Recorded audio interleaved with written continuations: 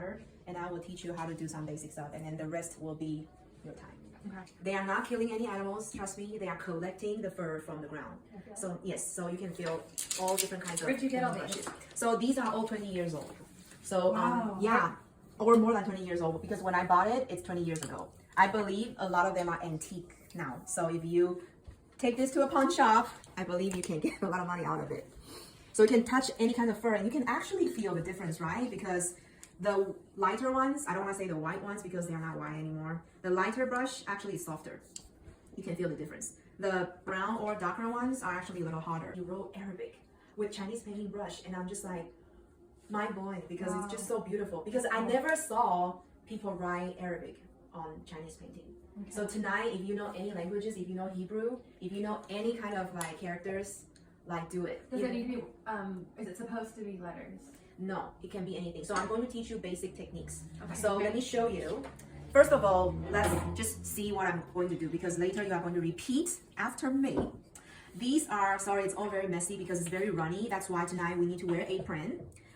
It's permanent, so be careful if you have long sleeves like myself. I have to make sure it's not going to be on my clothes. So I'm going to just pour a little bit. A little bit goes a long way. So if you pour this into your dish, 2 drops tops. But it's not going to be exactly 2 drops. It will be like a little, yeah, like that. So it's not 2 drops. So just be careful. Like Don't, soy sauce. I know, don't go over than that, okay? All right, so I'm going to secure the lid very well because usually the students will not care, and then eventually accidents happen. You will have to dip the tip of the brush into the water. That's always the first step. And if you see me holding the brush like this, don't be self-conscious. If you want to hold it like this, do it. Why not? It's more stable. If you wanted to do it very delicately, do it. If you wanted to like make your wrist a little bit higher, like even like in the air, do it, because there's a technique in Chinese painting that your, forearm will not hit the desk. Wow. I will not do that because I don't have a lot of strength. So I'm going to just use my elbow to support me tonight.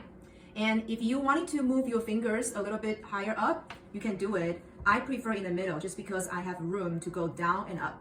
So I'm going to hold it this way. And if you wanted to hold it this way, you can do it too. But I think this way with 2 fingers on the top and the thumb on the side, it's just more stable.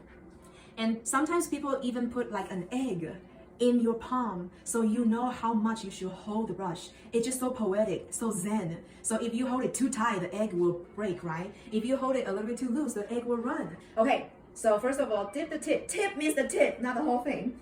Tip. And then you can see, okay, the water absorb a little bit. And so you can actually glide. Glide means like glide through the edge of your dish to make it a little bit smooth. If you think it's still really dry, then go back. Do not dip everything into the water because it's going to be too wet and it's not reversible. So I would say always dip the tip and then glide on the dish. I mean like on the edge of the dish. And you can see now the water is going more and more into the brush. So you can repeat the whole process and you can see how therapeutic it can be. And just like keep turning your brush. Now I think the brush is getting very moist and that's the consistency that I like. So what I'm going to do is dip the tip of your brush into the ink. And now the magic will happen. Only the tip. So always remember, not the whole thing.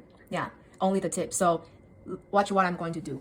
The tip of the brush dip into the ink just 1 second and all the ink is gonna absorb through the brush. And if you think this is not enough, you can always go back. And now it comes to the paper. The side of the front is smooth. But a lot of people, including my student, wanting to do the back because it's rough.